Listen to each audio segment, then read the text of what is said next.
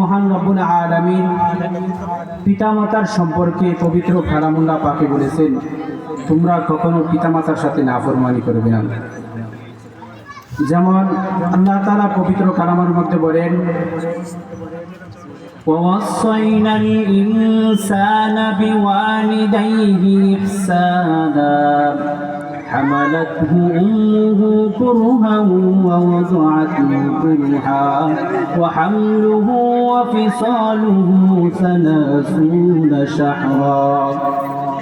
আল্লাহ তাআলা পবিত্র কালামুল্লাহ পাকের মধ্যে বলেন, হে বান্দা, আমি আল্লাহ তোকে আদেশ করলাম তুই তোর পিতা মাতার সাথে সৎ ব্যবহার কর, কারণ তোর মা কষ্টের পর কষ্ট সহ্য করে, ব্যথার পর ব্যথা সহ্য করে তোকে গর্ভে ধারণ করেছি।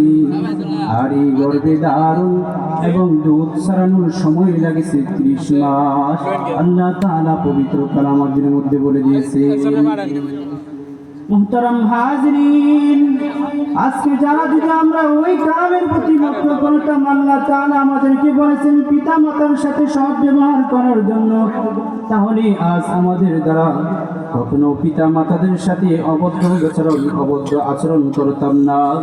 মুহতারাম হাজরিন, আল্লাহ তাআলা অপর আয়াতের মধ্যে আল্লাহ তাআলা বলেন, ওয়া'বুদুল্লাহা ওয়া লা তুশরিকু বিহি শাইআন ولا تشركوا به شيئا وبالوالدين إحسانا।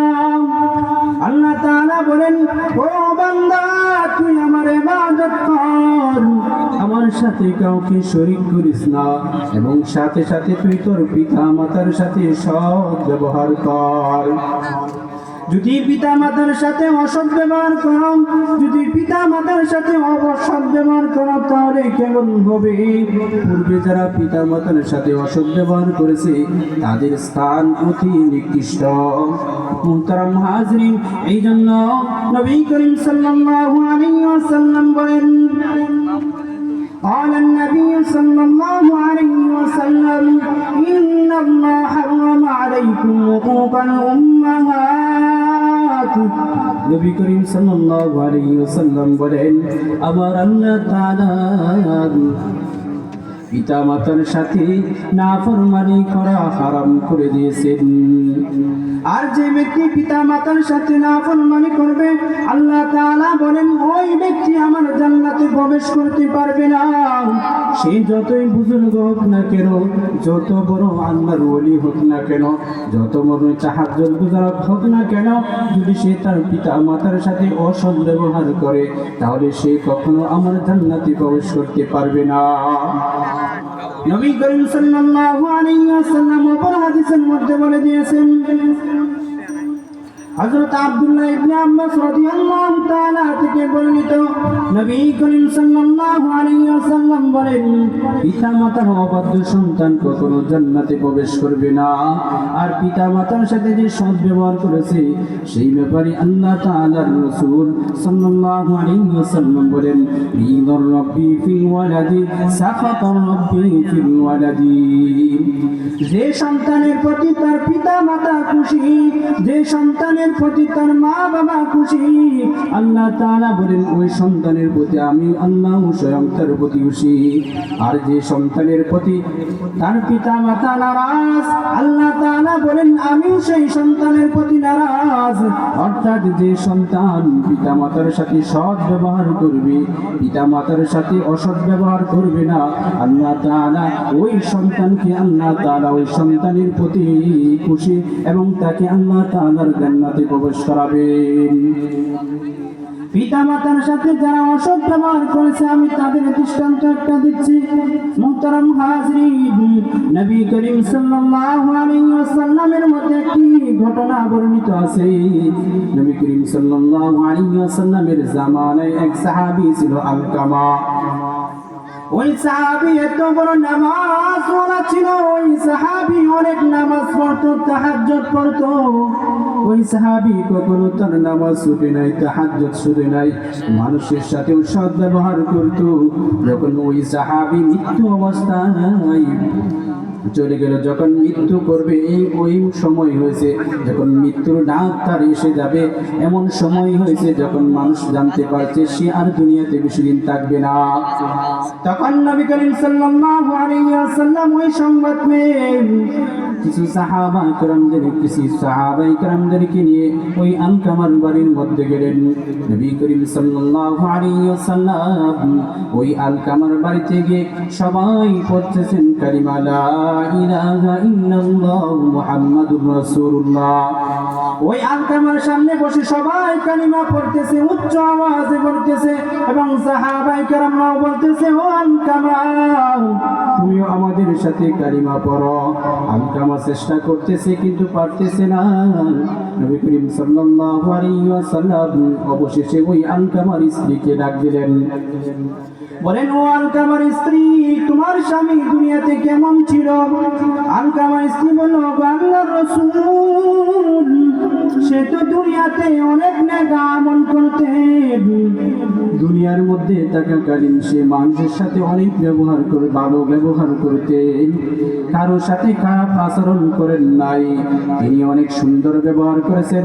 এমনকি তিনি 5 ওয়াক্ত নামাজি ছিলেন, তাহাজ্জুদ পড়তেন, নফল নামাজ পড়তেন, কখনো তার নামাজ ছুটে নাই। নবী করিম সাল্লাল্লাহু আলাইহি ওয়াসাল্লাম তার স্ত্রীকে বললেন, ও আলকামার স্ত্রী, আলকামার পিতা মাতার মধ্যে থেকে কি কেউ বেঁচে আছে? তখন আলকামার স্ত্রী বললেন, ওগো আল্লাহর রাসূল, আলকামার পিতা তো নাই, কিন্তু তার মা বেঁচে আছে। নবী করিম সাল্লাল্লাহু আলাইহি ওয়াসাল্লাম বলেন, তুমি আলকামার মাকে ডাক দাও। আলকামার মা তখন নবী করিম সাল্লাল্লাহু আলাইহি ওয়াসাল্লামের কাছে আসলেন। নবী করিম সাল্লাল্লাহু আলাইহি ওয়াসাল্লাম আলকামার মাকে জিজ্ঞাসা করলেন, ও আলকামার মা, তোমার সন্তান তোমার কাছে কেমন ছিল? তখন আলকামার মা বললেন, ও আল্লাহর রাসূল, আমার সন্তান 5 ওয়াক্ত নামাজ পড়তেন, রোজা রাখতেন, সে সব কিছু করতেন, কখনো তার নামাজ ছুটতো না, এমনকি তিনি হজ যাকাত সব কিছু আদায় করতেন। তারপর নবী করিম সাল্লাল্লাহু আলাইহি ওয়াসাল্লাম তার মাকে জিজ্ঞাসা করলেন, তোমার সাথে কেমন ব্যবহার করছে? তখন ওই আলকামার মা বললেন, ও আল্লাহর রাসূল, সে আমার সাথে অসৎ ব্যবহার করত, কারণ তার বউ ছিল পাগল, তার বউয়ের কথা শুনতো, সে আমার কথা শুনতো না। তখন নবী করিম সাল্লাল্লাহু আলাইহি ওয়াসাল্লাম বলেন, কি করা যাবে? তোমারই তো সন্তান, তুমি তাকে মাফ করে দাও। তখন আলকামার মা বললেন, ও আল্লাহর রাসূল, আমি তাকে মাফ করি নাই। তখন নবী করিম সাল্লাল্লাহু আলাইহি ওয়াসাল্লাম সাহাবায়ে কেরামদেরকে আদেশ করলেন, ও সাহাবারা, তোমরা সকলেই এদিকে আসো, কিছু লাকড়ি আনো আর লাকড়িগুলো একসাথে করে আগুন জ্বালাও। তখন তারা সাহাবায়ে কেরামরা কিছু লাকড়ি আনলেন এবং ওই লাকড়ি এনে আগুন জ্বালাইলেন। আর নবী করিম সাল্লাল্লাহু আলাইহি ওয়াসাল্লাম বলেন, ওই আগুনের উপর আলকামাকে এনে আগুনের মধ্যে পালাও, আগুনের মধ্যে নিক্ষেপ করো। তারপর সাহাবায়ে কেরাম যখন আলকামাকে ধরে আগুনের মধ্যে নিক্ষেপ করবে, তখন আলকামার মা সাথে সাথে বলেন, ওগো আল্লাহর রাসূল, আমি আলকামাকে মাফ করে দিলাম। আর আলকামার মা ওই মাফ করার সাথে সাথে আলকামার মুখ থেকে উচ্চ আওয়াজে উচ্চারণ হচ্ছে, লা ইলাহা ইল্লাল্লাহু মুহাম্মাদুর রাসূলুল্লাহ। তাহলে এই ঘটনা দ্বারা বোঝা যায়, যারা পিতা মাতার সাথে নাফরমানি করে, যারা পিতা মাতার সাথে অসৎ ব্যবহার করে, তাদের মুখ থেকে কখনো কালিমা নসিব হবে না, মৃত্যুর সময় তাদের মুখ থেকে কালিমা নসিব হবে না। এই কারণে আমি আমার যুবক ভাইদেরকে বলতে চাই, তোমরা তোমার পিতা মাতার সাথে সৎ ব্যবহার করো।